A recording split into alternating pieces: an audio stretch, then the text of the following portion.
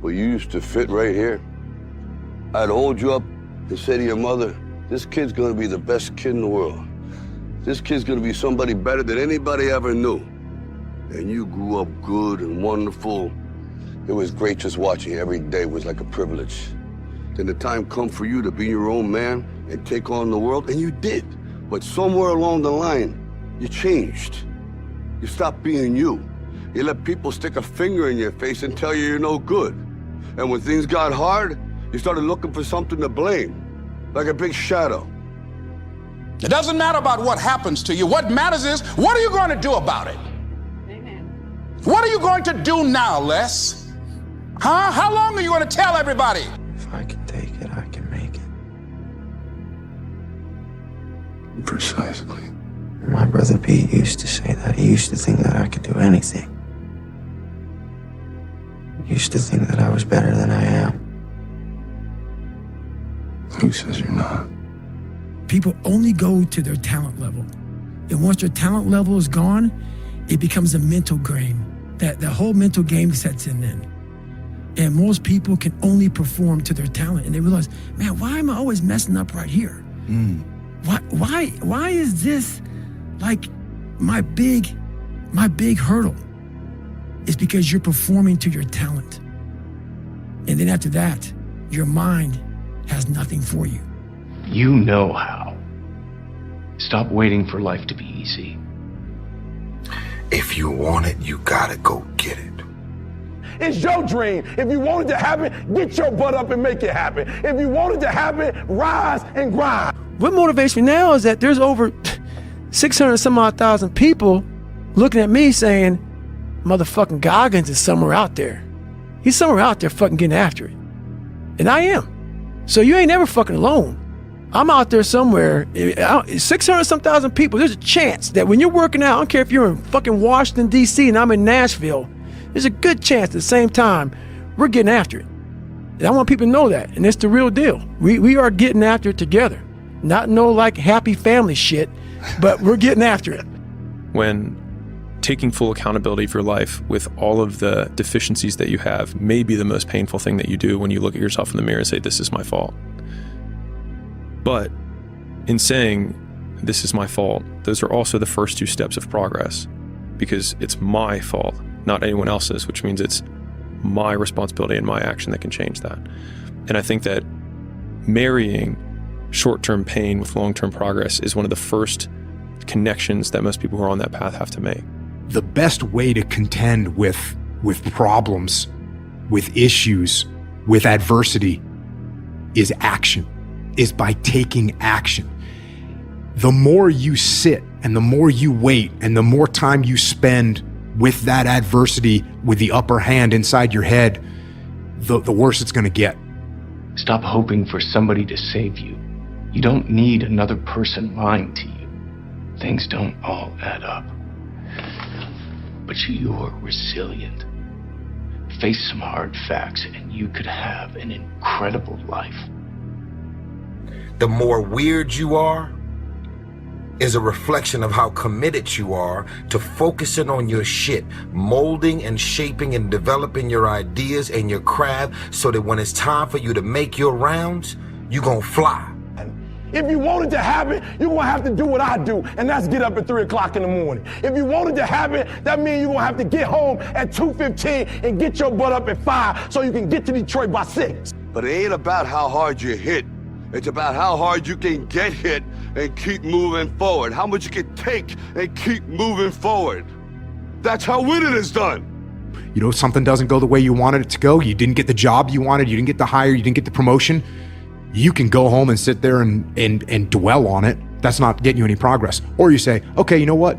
Let me do a quick analysis. Why didn't I get that promotion? Oh, it's because I didn't get this qualification, or I hadn't jumped through this gate. Okay, cool. What do I need to, let me look into how do I get to jump through that gate so next time I will get the promotion, and you start taking action. So action for me is a cure for a lot of problems that we have in life. People get frustrated not achieving what they want because they assume that they're going to jump across a cavern in one leap. But if you picture your goals like you're trying to build a bridge across that crevice, and every brick that you put on that bridge is progress. And each one of those bricks represents a skill that you need to learn along the way. It just takes all the way until you get to the other side that you can actually walk across. And so the walking across is the outcome. It's the external perceived achievement. But if you can reframe your progress as, what are the 100 things on this checklist? What are the 100 skills that I need, the micro skills that I need? Then you can have much faster feedback cycles of wins that you're achieving along the way. Maybe not today, maybe not tomorrow, and maybe not the next month. Pero only one thing is true. I will be champion one day. I promise. I promise. I don't believe that necessity is the mother of invention. No, necessity, in my opinion, is not the mother of invention. Refusing to accept things the way that they are is the mother of invention. If we would relax and build the image in our mind of how we'd like to see ourselves, how we'd like to see ourselves acting in life, relating to other people, our social life, see ourselves in the position we hold, or how we make our sales presentations if we happen to be in selling or something, and then take that picture and describe it, write it out in the present tense.